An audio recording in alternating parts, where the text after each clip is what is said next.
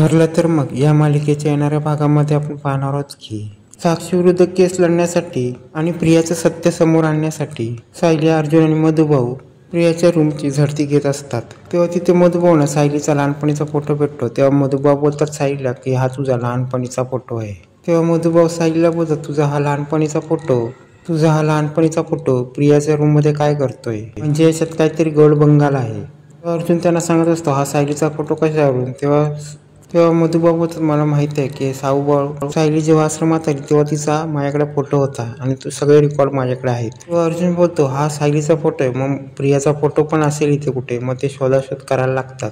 पण ते सगळीकडे शोधाशोध करत असतात पण त्यांना काय फोटो मिळत नाही. तेव्हा अर्जुन बोलतो काहीतरी गोड बंगाल आहे आणि याचा शोध आपल्याला घ्यायला हवा. तेव्हा अर्जुन आणि सायलीला समजते की आता प्रियाचा येण्याचा टाइम झाला आहे. तेव्हा ते ठरवतात की प्रियाच्या आधी आपण सगळ्या वस्तू आहे तिथेच ठेवूया, कारण की तिला संशय येणार नाही.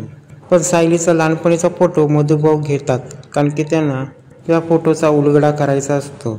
इकडे प्रिया नागराज बरोबर दारू पित असते आणि ती नागराजला बोलते आता भरपूर टाइम झाला, मला सुभेदारांच्या घरी जायला पाहिजे, कारण की म्हातारी थेरडी आहे, तिची मला काळजी घ्यायला लागते. तेव्हा नागराज तिला बोलतो आता तू जास्त दारू पियालीस, मग आता तुझी काळजी कोण घेणार आहे. तेव्हा प्रियाला ऐकून टेन्शन आलेलं असतं. ती कशी बशी लडखडत सुभेदारांच्या घरपर्यंत पोहोचते. तेव्हा प्रिया समोर बघते पण कोणच नसतो, कारण की तिला खूप उशीर झालेला असतो. तेव्हा ती आपल्या रूमकडे जात असते, कारण की तिला कळतं की तेव्हा तिला कळतं की या अवस्थेत जर म्हातारीने मला पाहिलं तर खूप मोठा प्रॉब्लेम होईल, आणि गप्प रूम मध्ये जाते आणि जाऊन झोपते. तेव्हा इथे मधुभाऊना प्रिया आली याची सावळ लागते. तेव्हा ते तिकडे बाहेर जातात. तेव्हा अर्जुन आणि सायली बोलतात की पहिले मधुभाऊना जाऊ दे, नंतर आपण निघूया. तेव्हा बाहेर प्रिया असते. तेव्हा मधुभाऊ प्रियाला बोलतात तू इतका वेळ काय करतेस इथे. तेव्हा इथे प्रिया मधुभाऊना बोलते तुम्ही प्रिया कोणाला बोलता, मी तन्वी म्हणून हाक मारा. तेव्हा अर्जुन बाहेर येतो आणि त्याच्या प्रियावर लक्ष देतात आणि त्याला समजतं की प्रिया दारू पिऊन आली आहे. तेव्हा मधुभाऊना प्रियाजवळ दारूचा वास येतो. तेव्हा ते बोलतात प्रिया तू दारू पिऊन आली आहेस. प्रिया बोलते तुम्हाला काय करायचं मधुकर पाटील, मी त्या थर्ड क्लास आश्रम मध्ये आता राहत नाही. त्यामुळे तुम्ही मला नको ते प्रश्न विचारू शकत नाही, आणि ते तुम्हाला काय प्रश्न विचारायची गरज नाही, कारण की हे आश्रम नाही, हे सुभेदारांचं घर आहे, आणि तुम्ही इथे आश्रयाला आलात ना तर आश्रयासारखे राहा. आणि प्रिया त्यांना टोमणे मारत असते.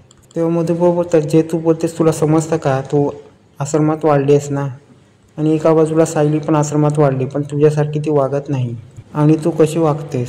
तेव्हा प्रिया बोलते मधुभाऊना तुमचं तत्वज्ञान मला सांगू नका, मला आधीच कंटाळा आला, मला माझ्या रूम मध्ये जाऊ दे. तेव्हा अर्जुन तिकडनं पाहत असतो आणि मधुभाऊ ठरवतात की आता प्रियाला सगळं विचारायचं.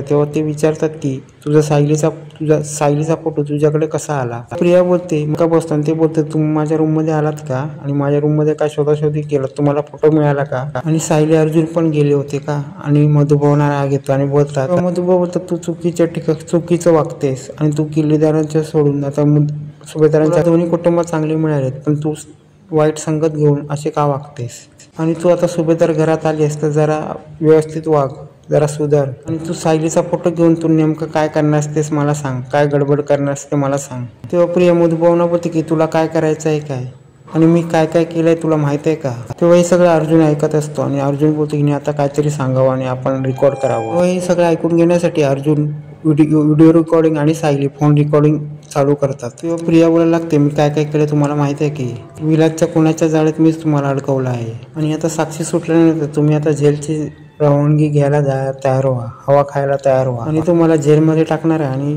जन्म ठेपवणार आहे, आणि त्यामुळे तुम्ही जास्त गडबड करू नका आणि फडफड करू नका, आणि जेवढे दिवस राहिले तेवढे जगा, नाही त्यानंतर आता जेलमध्ये मारा, अशी प्रिया मधुभाऊना बोलत असते. तेव्हा अर्जुनला समजतं की प्रिया जे पण बोलत आहे ते केससाठी खूप महत्त्वाचं आहे, म्हणून ते रेकॉर्डिंग करायला लागतात. तेव्हा प्रिया बोलते मी सायलीचा फोटो का ठेवलाय, कारण की मी या घरामध्ये तन्वी म्हणून वावरते ती सायलीच्या फोटोवरून आणि सायलीमुळे, आणि तुमची सायली आहे तीच तर तन्वी आहे, आणि तुम्हाला काय माहीतच नाही. तेव्हा अर्जुनला धक्का बसतो आणि त्याला समजतं की सायली हीच खरी तन्वी आहे.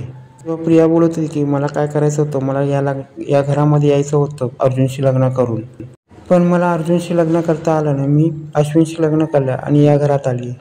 पण मला या घरात कंटाळा आला होता आणि तिने अर्जुनशी लग्न केलं होतं म्हणून काय पण करून मला या घरात यायचं होतं आणि या सायलीला अडकवायचं होतं, या सायलीला त्रास द्यायचा होता. म्हणूनच मी या घरात अश्विनशी लग्न करून या घरात आली.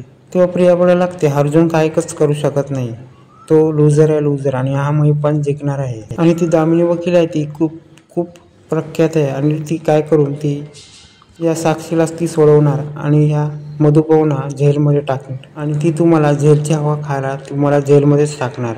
आणि मधुकर पाटील तुम्ही लक्षात घ्या, तुम्ही काहीच करू शकणार नाही आणि पूर्णपणे तुम्ही या सगळ्यामध्ये अडकलात आणि तुम्ही काहीच करू शकत नाही.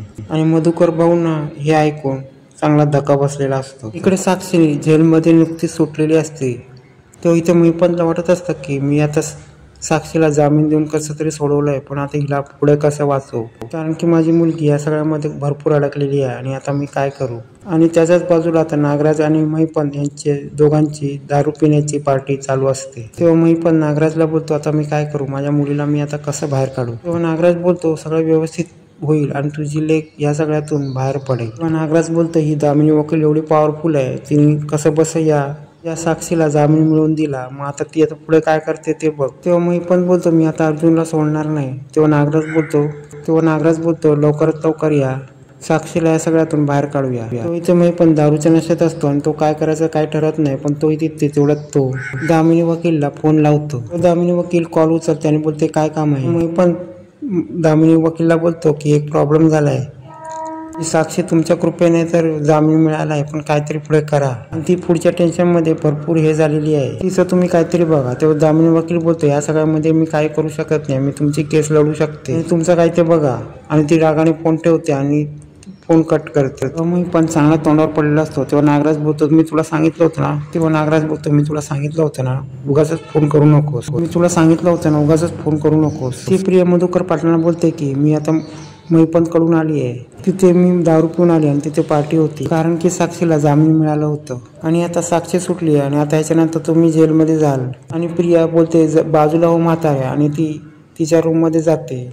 पण तिचं सगळं रेकॉर्डिंग त्या फोनमध्ये रेकॉर्ड झालेलं असतं, पण तिला काहीच माहीत नसतं. आणि अर्जुन सायलीने तिचं सगळं बोलणं त्या फोनमध्ये रेकॉर्ड करून ठेवलेलं असतं. इकडे सुमन नागराजच्या रूममध्ये तिच्या कपाटात काहीतरी शोधत असते, पण तिच्या हातात काहीतरी गाठोडे सापडते आणि ती विचार करते हे कसला गाठोडे आहे. त्यामध्ये तिला एक फोटो दिसतो आणि ती बोलते, ह्या प्रतिमा. ती प्रतिमाला बोलते, हा कोणाचा फोटो आहे, आपल्या तन्वीसारखी दिसते, ती लहानपणी एवढी वेगळी कशी दिसते, असं गडबड काय आहे. मग ती विचार करायला लागते. तेव्हा ती फोटो प्रतिमा बघते आणि बोलते, हा सायलीचा फोटो असावा, कारण की सायलीचा गाठोडा आश्रमातून गायब झाला होता. पण इथे अर्जुन आणि सायलीला प्रियाचा लहानपणीचा फोटो शोधायचा असतो, पण त्याने प्रियाचा चेहरा पुढे आणायचा असतो, प्रियाचा खरा चेहरा पुढे आणायचा असतो. तेव्हा जो आता तिथे प्रतिमा जो फोटो पाहत असते तो प्रियाचा असतो आणि तो आता सायलीला समजतं का हे पुढे आता कळणे खूपच महत्त्वाचे आहे. आणि या फोटोचं सत्य अर्जुन आणि सायली यांना समजतं का हे पुढे पाहणे रंजकच होणार आहे.